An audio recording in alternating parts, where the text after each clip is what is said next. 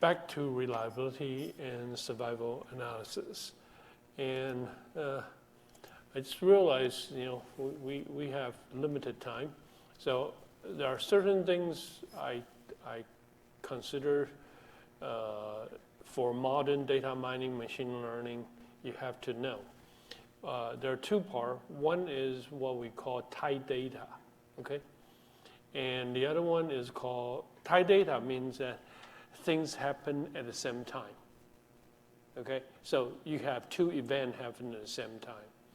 In the live regression, usually we don't know how to deal with it, because remember, in live regression, we count the delta t is so small. Within every delta t step, we can only allow one event. But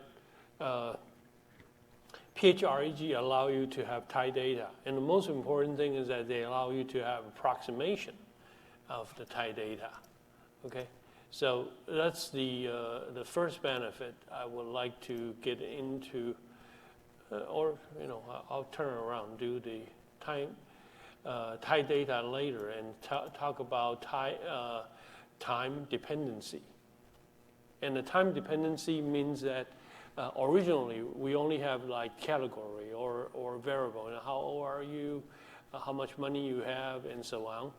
But in time dependency is I can basically feed in the entire time series into the data analysis. And the one I'm going to do is beyond what the books I copy. I'm going to talk about the one allow you to have velocity and accelerations, okay? And one more thing is important is that PHREG, okay, and prop live regressions, I've mentioned more than once, is only in Weibull distributions. The value can be equivalent, okay, and not for or other distributions. So that's part of the reason I like Weibull so much. If you give me a strange set of data to look at it, usually I just start from Weibull, okay? And I want you to look at in the live regressions, okay, they give you a beauty contest, and look at here. Standard gamma for the value, positive, negative, or zero, k.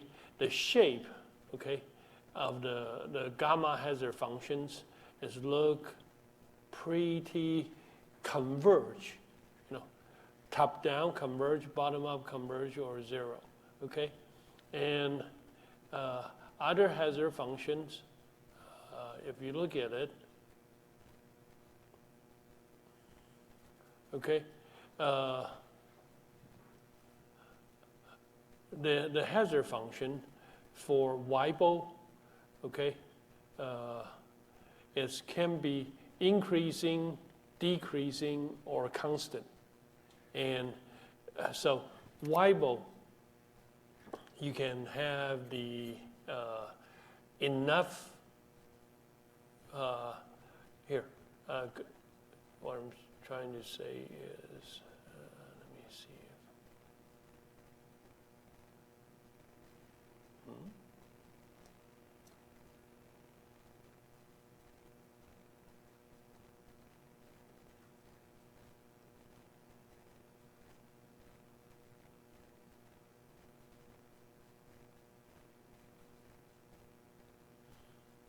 Oh, here we go, right here.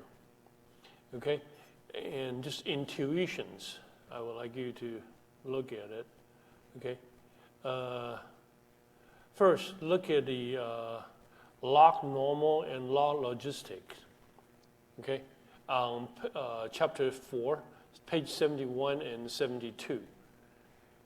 Whenever you see a hump, but it's skewed to the right, and usually log normal or log logistics, with a mountain is the shape to use, okay? And the next one is for gamma distribution is converge to a value. You don't really have too many different shapes you can play with. And what I'm trying to compare that with the, I think I probably shouldn't use, okay, Segr function. Okay, and I'm going to show Weibull distribution first.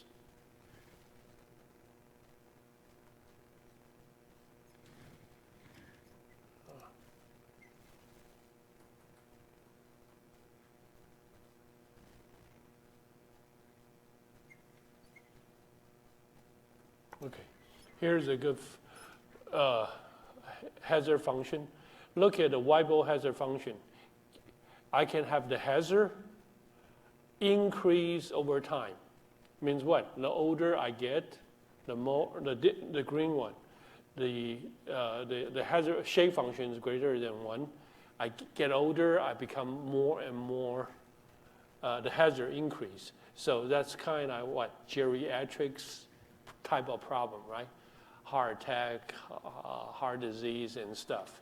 And then there are disease hazard decrease over time. So this means that it's dangerous when you're a baby, but when you get older and older, you're a whooping cough. You're not as dangerous. And constant is a special case when you're having the exponential distribution. And let me show you another one. Is if I use log normal,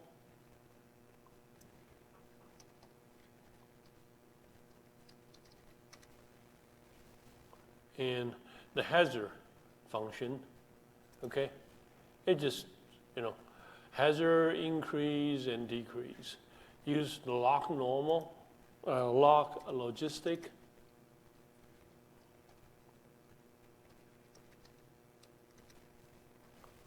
Same thing, increase and decrease, a hazard increase over time and coming down. So I'm trying to convince you using Weibull distributions, at least based on my experience, it can accommodate a lot of different situations beyond the benefit of it is a translation between PHREG and live regression, easy to use, okay? And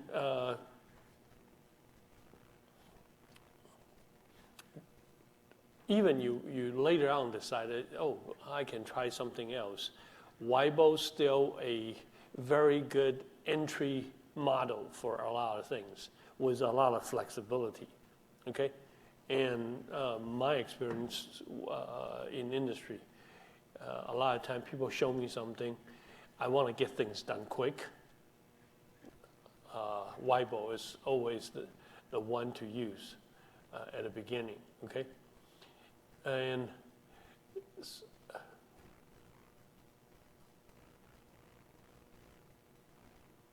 me see, as any other distributions. Yeah, this is everything's I want to say first, okay? If that's the case, okay, and basically you can do this. Let me ask you this, okay? If I give you a set of data and I said that I would like you to come up with a policy for something, okay? And that's your homework, right? Live test and then live regression, okay? PHREG, is that really used to parameterize the hazard function or it's not?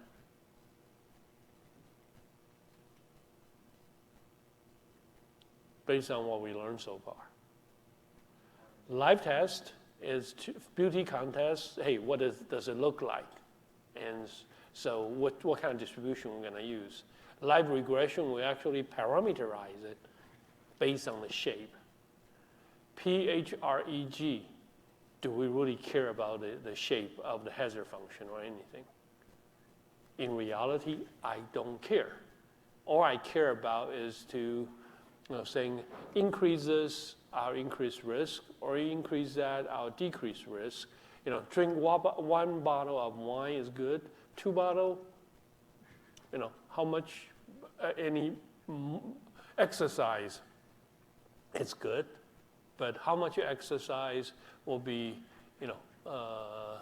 the risk ratio can increase or decrease accordingly. Okay, so that's the reason we use PHREG. And the next things I would like to show you is this. Okay, when you play with PHREG, sooner or later, we can deal with specific. Shoot too fast. We would like to do it for different hazard function. Different time series or different regression time data. Okay, and what do I mean by that? Let me find this regression first. Yeah, I'll use this one. Okay. If I have this data set, right? Now, I will have the model. Here is PHREG, and then distribution. I have all kinds of finance and everything. But what if, okay, rather than doing that, I'm trying to do something like, hey, how many weeks have you been working, or how many weeks you've been doing something? And proc, print, run. I just want to show you how the data looks like. And you probably also will see. Okay, here is the data set we have. And this is the annoying part I'm going to show you. Okay, in Excel first, I did a proc print.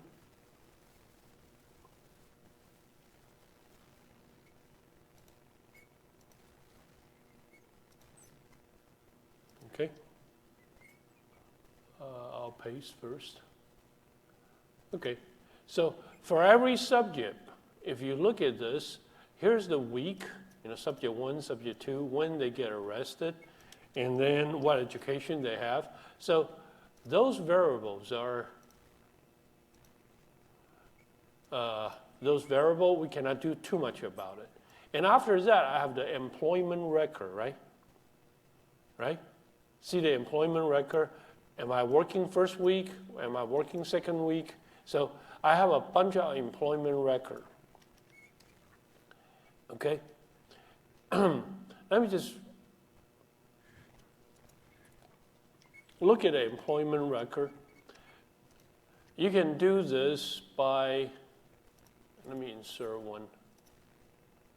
By doing the how many weeks you've been working. So here, I can add a couple of things for you to think about. Okay, if I have the employment record here, week by week, what do you think you would like to know? The first things you would like to know is how many weeks you've been working, right? This is history of employment, his employment. So his employment, what would you like to know? Sum of how many weeks they've been working, right? And so here, if you look at here, this guy's got no record of working, never works. Okay? And some, you can see, work 52 weeks, 51 weeks. So one thing you can do is what? Just say that, hey, just tell me how long you've been working. Okay? And that'll be something good to know. Right? But What else do you think will be very important to know? Let me ask you this: like the light bulb of our projector. Do you think the projector will last longer if it just keep burning, or the projector will be better off if there's no use? Just turn it off, turn it on, turn it off, turn it on. Only leave it on when I need it. Okay? Do you think that will make the light bulb last longer? What do you think? Okay, so that's actually New York taxi drivers' argument. They basically said that if I don't need it, I don't. They want to say, well, actually there's a trade-off. Some they just want to save gas, so they don't want to burn that all the time. But you know that switch on, switch off, switch on, switch off actually can hurt the projector. What else? I'll go back to, so we can ask how many times this guy's doing jobs on, off, on, off, on, off. You follow me? Do you think the guy constantly working is better, or the guy switching job many times is better? Constant is better, right? But switching job again and again means what? There are two possibilities. He's keep trying. But what's the other possibility about the parole inmates?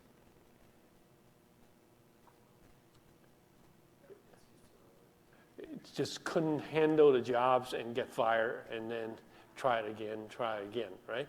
So trying again and again, it could be good, but trying again and again could be bad. Agree with me? So I would like to count how many times they switch on and off. Okay? And then there's another thing I can do.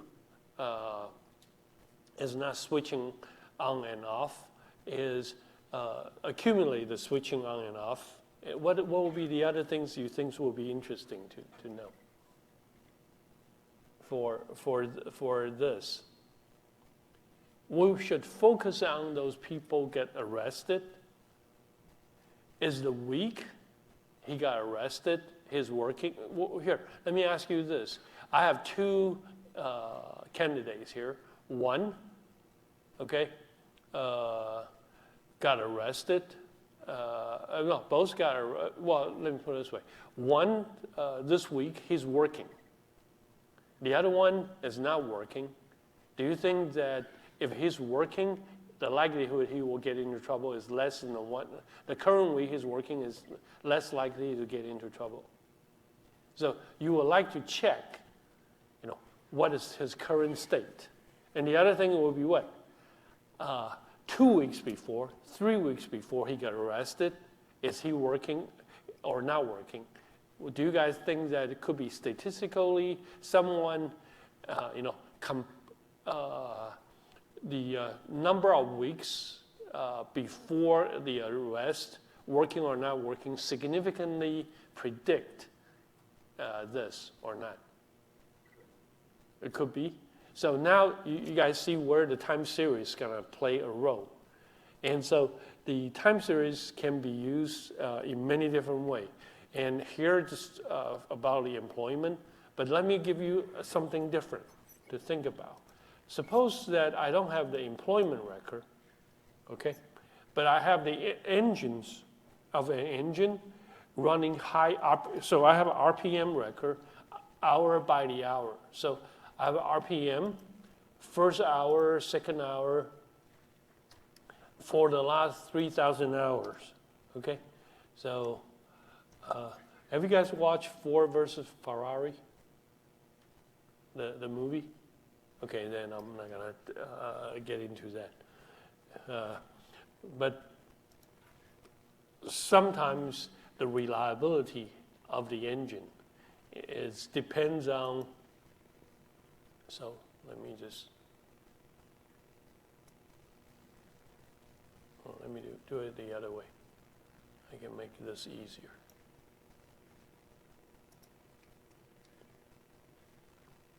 Okay.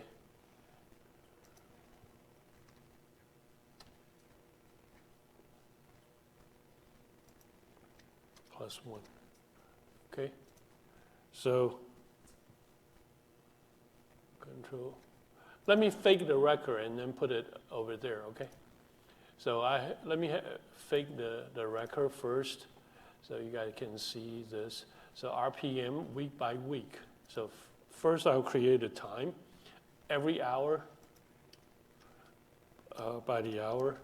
And then I'll say that Control C to 3,000 hours or 30,000 hours.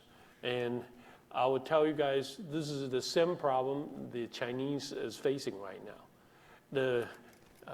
Give you a little background story. The Chinese, they are building their passenger airliner.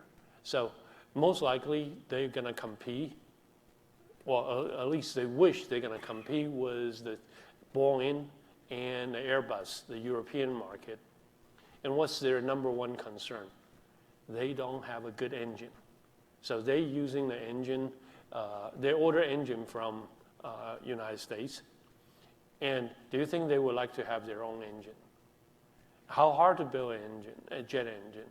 The shape, the blade, everything's, what I'm saying is how hard or how easy to copy the design on the mechanic part. Seems easy. You can tear them apart and just, 3D scan and everything. But what is so hard is the number of hours. Rolls-Royce engine or Port Whitney's engine, you can let it burn 3,000 hours or 10,000 hours, no problem, but for a copy engine, few hundred hours, you need to double check, a few thousand hours. Would you willing to fly using an engine less reliable like that? And so the jet engine, they're also doing the check like this. And what it, yeah? For my Continental co-op last year, yeah. I was the data analyst, so I actually took data from like 60 competitor tires. And one thing we found was it was very easy to identify the types of patterns and the depths and everything. Easy to get the data, but the wear and tear. It was very difficult to figure out how to manufacture it because of the certain way that it was designed. So we've been trying to develop for years how to kind of replicate just one part from several competitors' tires, but it's very difficult. I like that example. I'll use the tire example because the tire example and the jet engine example, they're all related. And we can just model the time series. But what we really want to know is the wear and tear. There are different reasons for wear and tear. Well, one type of wear and tear is just constant run. And I'll tell you this, people get fatigued that way if they just doing the mundane jobs. So biological system need deviations, reasonable deviation from the circadian rhythm. But machine, on the other hand, sometimes is accelerate, decelerate, accelerate, decelerate.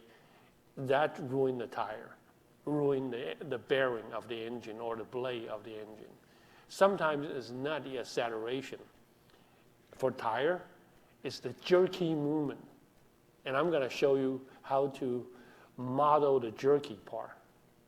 So it's not hard, actually, to put a black box in a car to know that, hey, you're using my tire.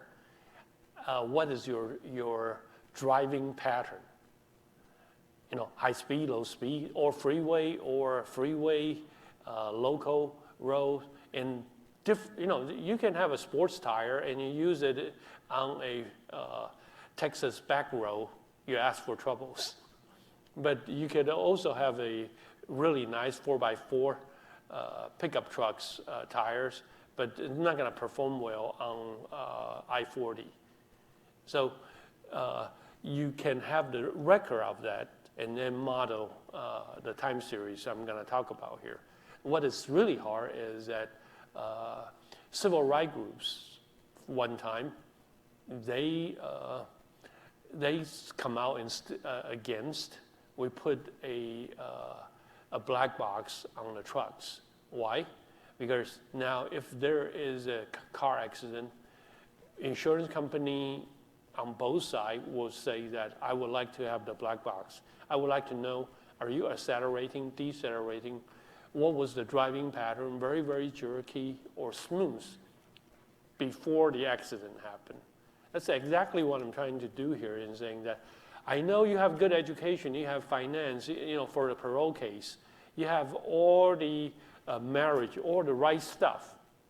But what is your employment record or the pattern you have before you get arrested? Are you highly consistently work or not consistently work? You follow me? Yeah, so let me fake the data and then I'll show you how to do that one by one, okay? So so I have the RPM here. So let me do something simple, okay? I'm just doing sine of this divided by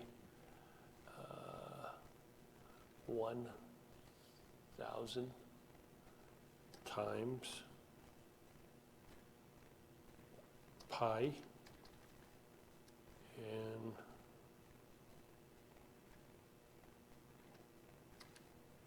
plus a random number.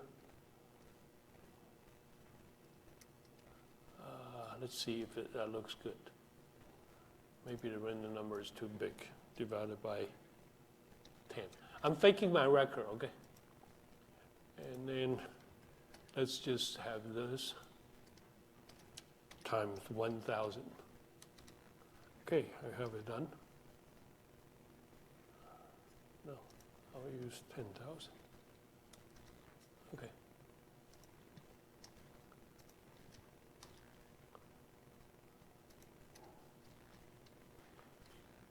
So suppose you have a black box. You put it in a car, and this is too beautiful. Let me make it noisier. Divided by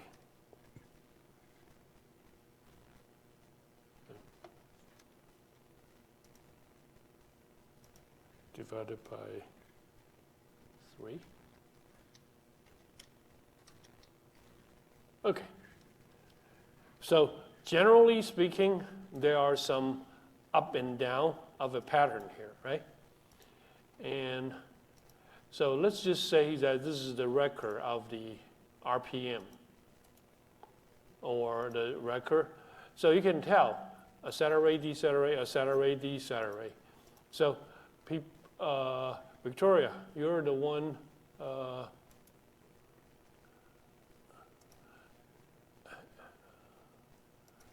done this before. So if I want to say this is the RPM, how can I calculate RPM change? Control C, paste special value. How can I calculate the RPM prompt? And maybe I don't use here, I'll use time. Yeah, that's fine. I just say this is time. Oh, shoot. Let me use 0.7. So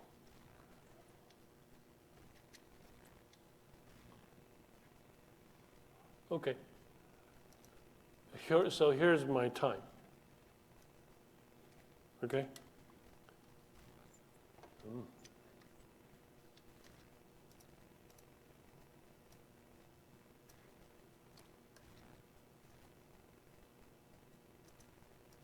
Okay, here's my time. First, I need to evaluate RPM change. How to evaluate RPM change?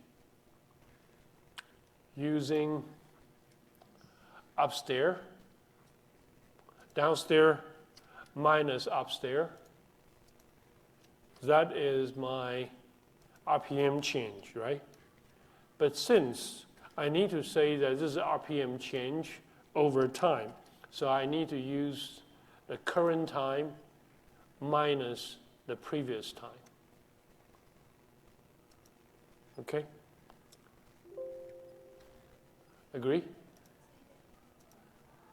Agree? And so if I do this, if I Control C, Control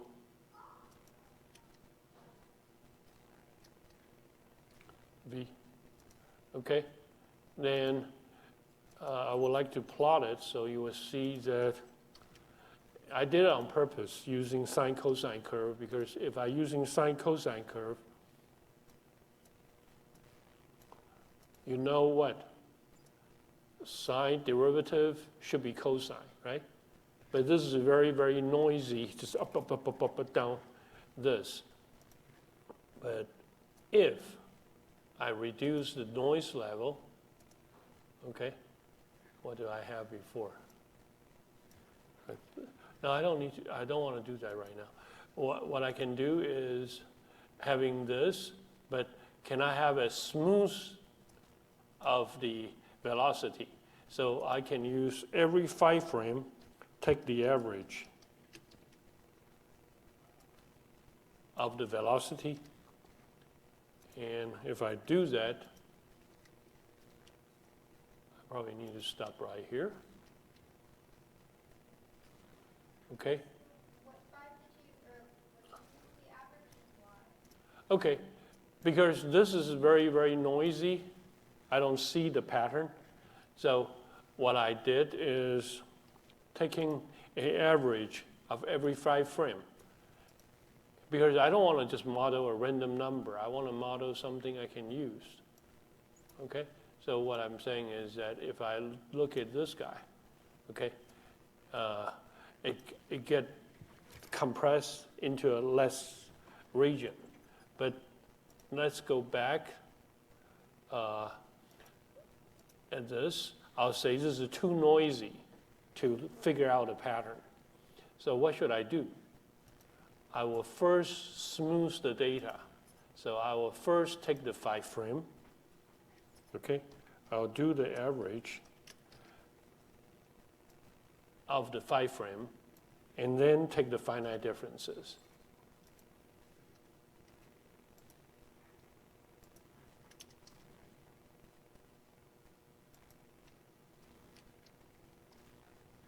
First, let's go back. Look at, if I do the RPM and take the 5 frame, how do they look? Not as noisy as before, right? But so if I'm using this RPM smooth RPM,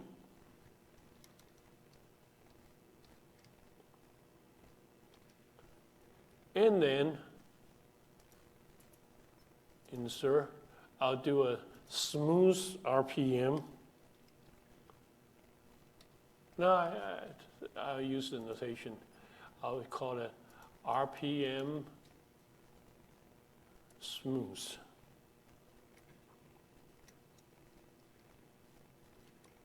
Okay, and then I'll do a RPM smooth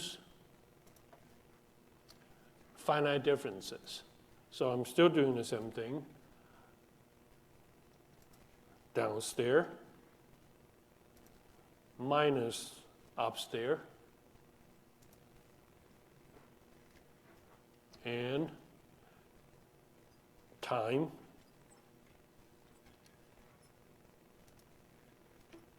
before and time after. And if I do this,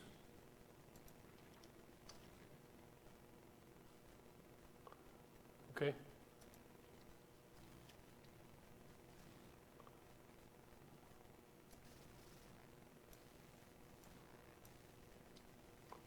Control C, Control V. Look at the the outcome. Still very noisy. You still cannot. What do we want to see? What we really want to see is, this is a sine curve, right? I would like to see a cosine curve of this. Then I know that I figure out the useful informations. So one more. So I'll go back, redo this. This time, I will say that, don't model this guy. I'll model 7, maybe still not enough. I'll model every 9 of them. So I will say, hey, give me 4 before and 4 after. Okay, I'll use 9 frame.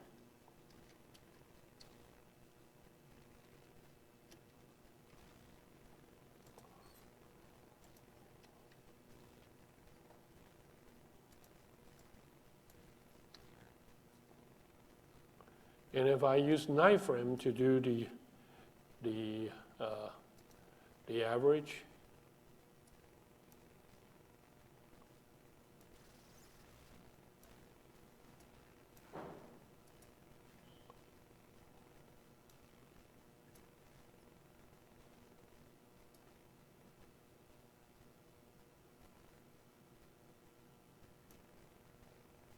okay. Do you start seeing a little bit of the sine curve? Here. Original, we have a sinusoidal curve, right? So now I'm just trying to figure out the finite differences of the velocity. And because there's so much noise, you don't see that as clear. And if 5 frames still not enough, okay, how about 10 frames? Okay, so let me do it this way. I'll cut down even more. And said that, okay, let me use, how many do I have here? 8. Okay. So now I have 9 before and 9 after, right? Yeah. Okay, so I'll do this. Start from B2. And to B2 to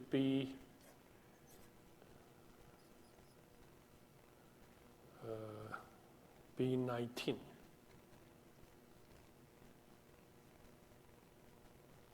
One, 2, 3, 4, 5, 9. Okay, that should be it. That should be it. Okay, and then if we do that,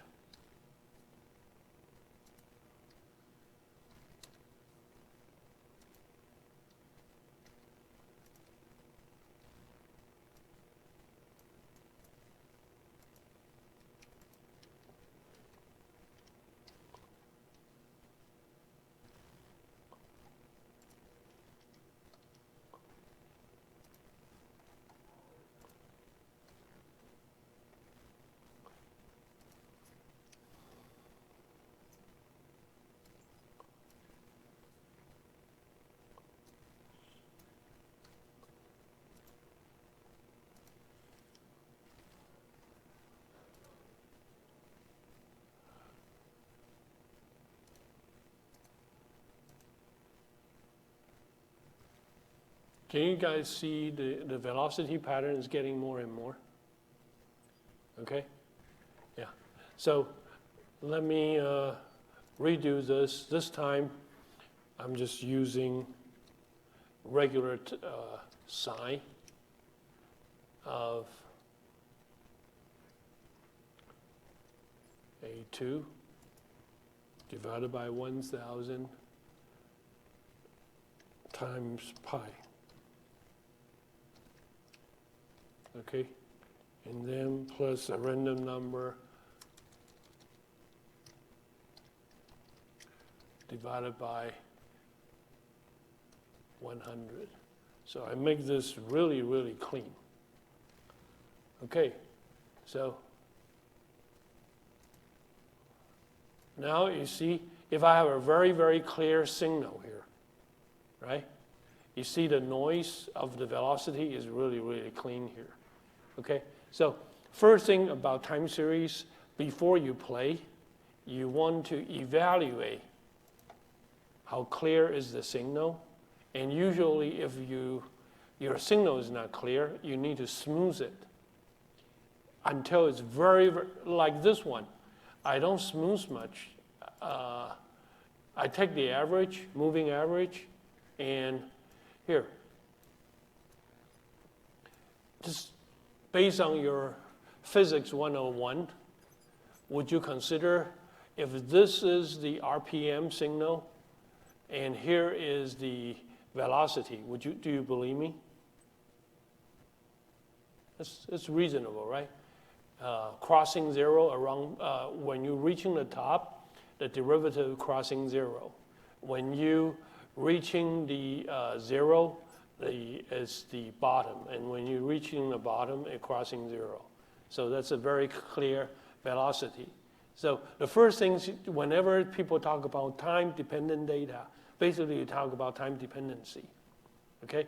So you want to model RPM, or you want to model on-off record.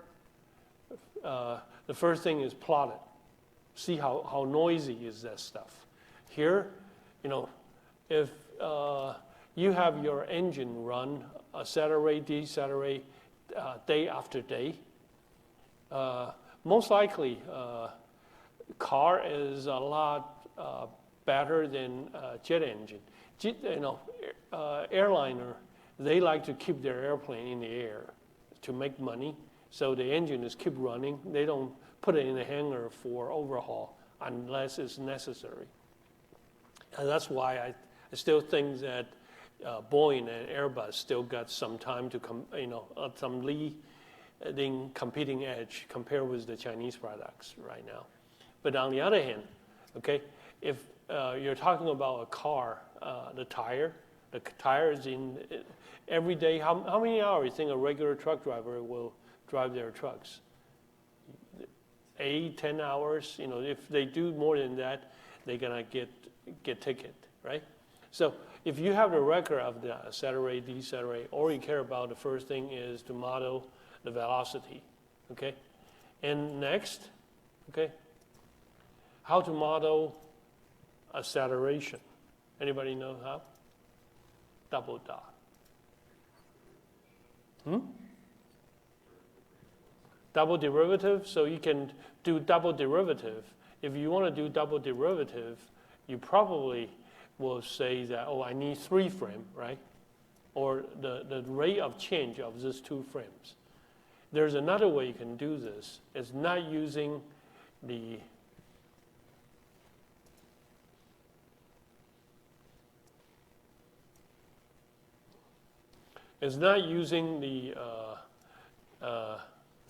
the velocity.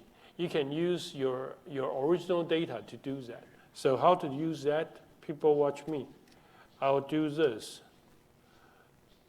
Frame before plus frame after minus 2 times the current frame, and divided by delta t squared. So that's this delta t minus this square. So you measure the acceleration directly. Okay? Can you see how this is done? Because here,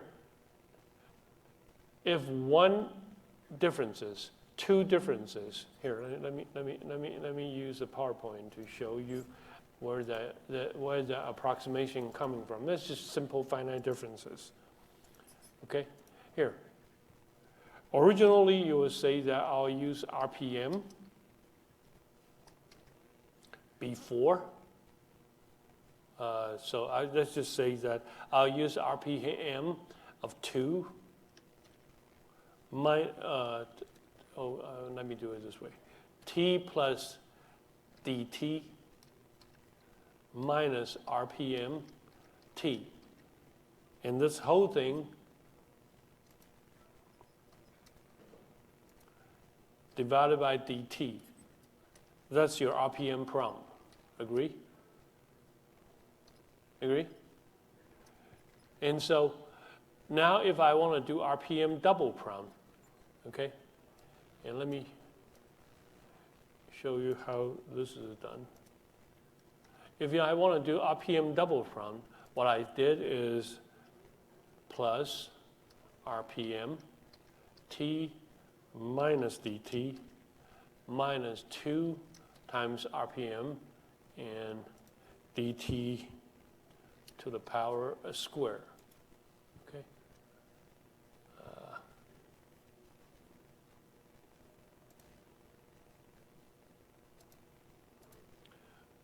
Okay, this is RPM double prompt. And how did this happen for the accelerations? And let me put it this way. Do you think acceleration record is more important than the velocity record for your tire wear and tear? Why? Yeah, because whenever you slow down and you increase the speed, you're a lot, especially from start, right? You try to overcome the static frictions. And when you try to stop, and the tire rather than rolling, they are potentially skidding. So that'll create a problem. But let me show you why the RPM dt, and this is the equations. Okay, here.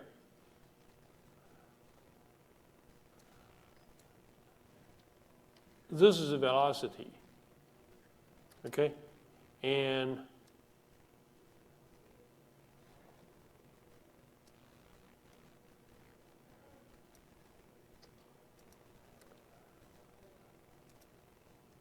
t minus delta t. This is also velocity, agree? This is using the future frame minus current frame divided by dt. This is using current frame minus my history minus dt. So this is two velocity differences. And then after that, I can have this whole thing divided by dt. And can you see that these two equations are exactly the same thing? Yeah? Yeah, that's so, but usually when we do it, we check the accelerations. We're just using these equations. Current frame minus the future frame divided by the delta t squared. Okay? And I'm not done yet. Let me finish this. And I got it wrong.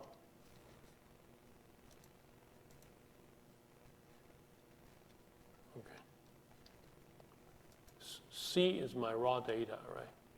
Yeah. Okay. And so if you do this, you should see the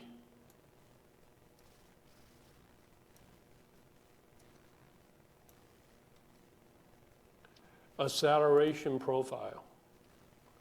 So the acceleration profile will look like this, a little more noisy again, okay?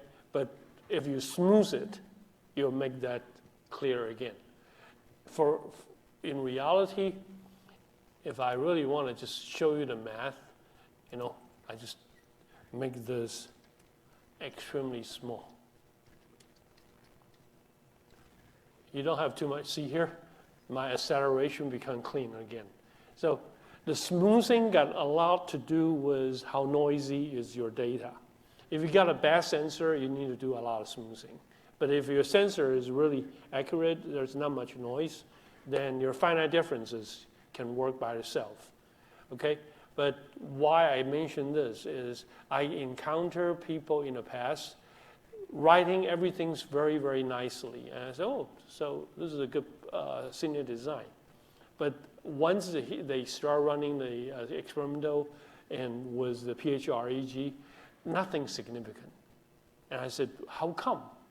And then when I look at it, he did the finite differences correctly, but he did not smooth the data enough, so he did not see all the pattern he needs to see.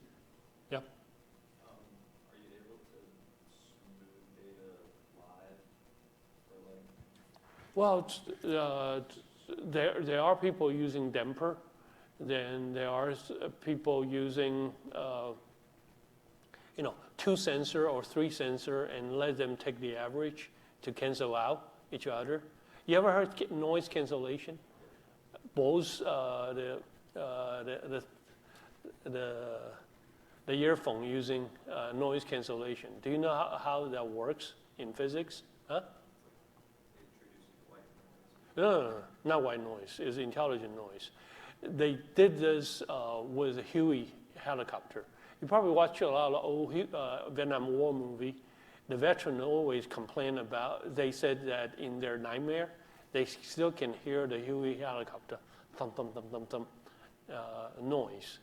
And so the helicopter company said, oh, we got to get rid of that noise. What they did is, so if I have a noise shaped like this, coming down, going up. So what I did is I generate a signal, 180-degree shift. So, in the same magnitude. So when you're up, I'm coming down. When you're down, I'm coming up. For the noise, they'll kill each other. And that's how both the earphone said that, oh, you can wear this in a car, in an airplane, and hear no noise. There's intelligence behind. They sample the noise, and they say, oh, I know what is my signal. So if I know what's the noise, I just generate an intelligent noise to cancel it out. Okay? But here, the take-home message I'm trying to show you so far is you use finite differences to get to what you need. But be careful. Don't just say, oh, I have the saturation information. No, you don't. If you don't smooth it, you don't get the differences about it, the signal. Here comes the third things I would like to talk about, okay? Do you think knowing velocity and knowing acceleration, you know what you need to know for your case?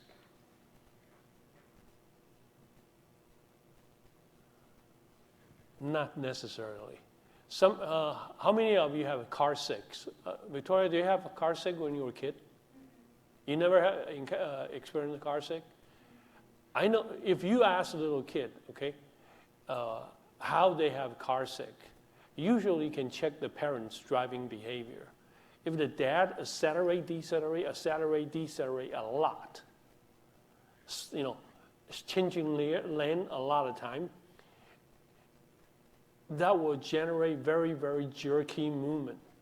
And if the movement is jerky, then you tend to get car sick because your vestibular system inside your ear just gets slush back and forth, back and forth. And what I'm trying to say here is, similarly, if you want to evaluate the acceleration, maybe the acceleration is still not good enough for the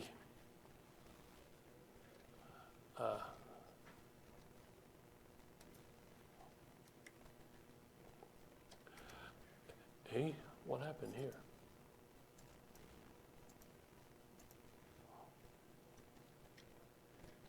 Oh, okay, here we go. Could be what? Is the rate of change of the acceleration? Because rate of change of acceleration is what? How quickly you accelerate, decelerate. And in physics, it's called jerk. Okay, jerking movement causing. So you should do the finite differences, not on your velocity, not on your acceleration, but on the rate of change of acceleration. Okay, I've seen people done this for high energy physics. You guys know what will be. So we have velocity, acceleration, and jerk. What's the next term of the finite differences? Snap, pop, and crackle. You probably heard this before. And who else do this? You study supply chain. If you study supply chain, say follow Dr. Lim, Chaozu Lim, he probably mentioned this before. In supply chain, there's an effect called bullwhip effect. The bullwhip effect means the long chain just snapped and causing the problem. And what is bullwhip? Is that's sudden change, okay? And to me, that's snap. And that's the rate of change, not on the acceleration. It's not on the jerk, but on the change of the jerk. And my personal view is that I don't think supply chain is that brittle. You can generate that noise. But people run arena simulation to show that. The finite differences of the finite differences of the finite differences. Okay?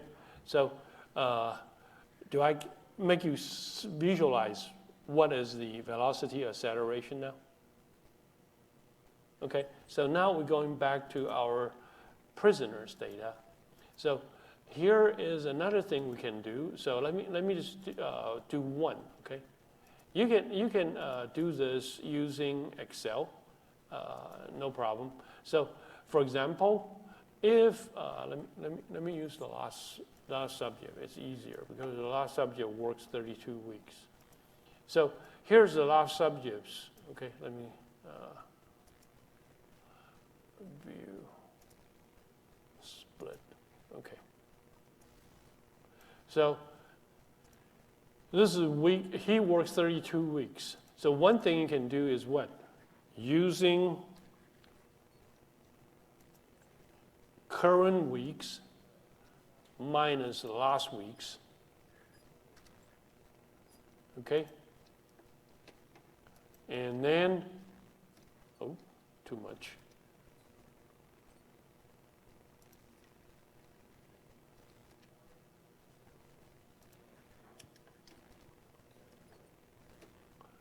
How many times he changed jobs? So, for example, he worked first week. So see, they are 0. When he got a -1, he's out of jobs, right? Look at this. I'm talking about the last subject. This 24-year-old guy. Work, -1. That means what? He lost his jobs, right? And then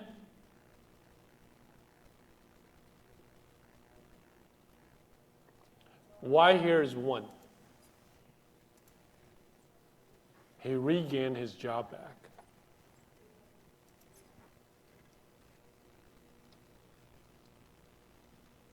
Okay? And so now you can see this at least and do this. Okay? And rather than doing a sum, 32 weeks, now I can create a number of time. Okay, insert. Okay, insert. Count.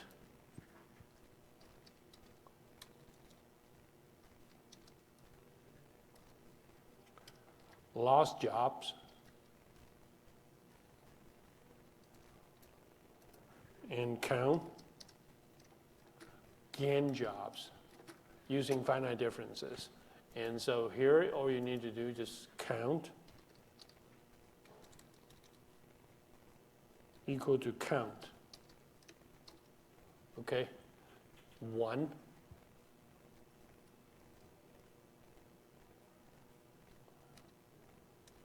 Okay. Count. Count if. Count if. Okay, from here to here, and then coming back was a criteria equal to -1. 1 times lost jobs. And you can do a count. Oops, sorry. You can do a count if okay, is equal to 1. And then 1 times. So now you follow me? I'm not using the time series as it is. I can use the time series to say that how long or how short he can get that done. And then, of course, you can do the other things is you can use the employment history divided by how many times he get jobs. So that can tell you on average, or how many count the gain job plus 1. So you can count how many times, on average, how long he can keep the job for a while, right? And then, of course, here comes the next things you can do, okay? Rather than using velocity, I can use accelerations to check this. So I'll do this. I'm doing a plus before employment record after divided by 2 times my current state. And of course, need to divide it by delta t, but since our delta t is 1, 1 square or that is useless, so we don't do that. What did I do wrong? Current plus the future minus 2. No, I'm saying I can divide it by delta t squared, right, for acceleration. But our delta t in this case is 1. Every 1 week, 2 weeks. So I don't need to divide it by 1 square. Okay? But if I do this, okay, I can check this time is how many times you have jobs and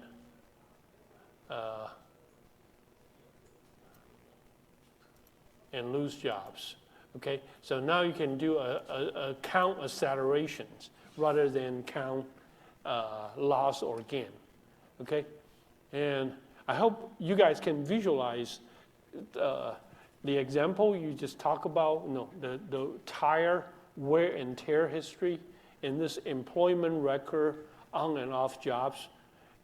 In survival analysis, we're talking about the same thing. We just need to figure out which part of the statistics can help us understand who will, stay out of prison or stay out of troubles. Follow me so far? Okay. I will give you one homework example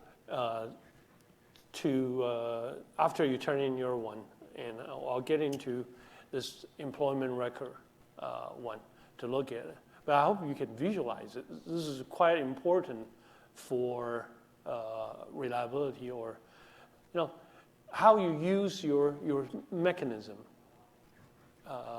Sometimes, it's nature combined with nurture.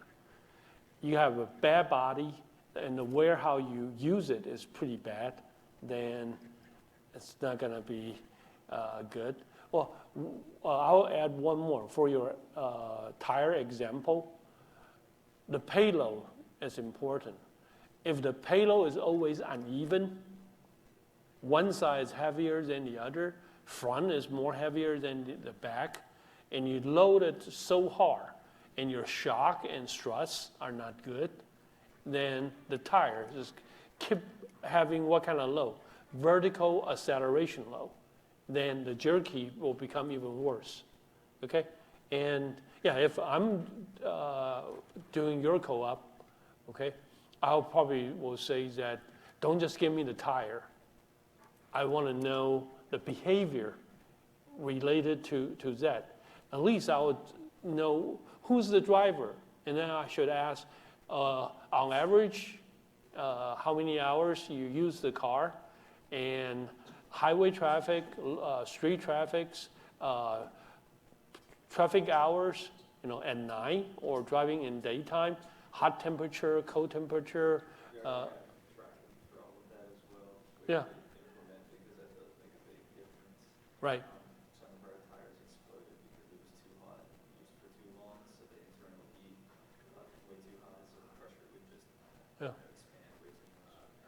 And if you have the data, I'll monkey around with it with you, because that kind of study actually can show why reliability is a critical course for system engineer.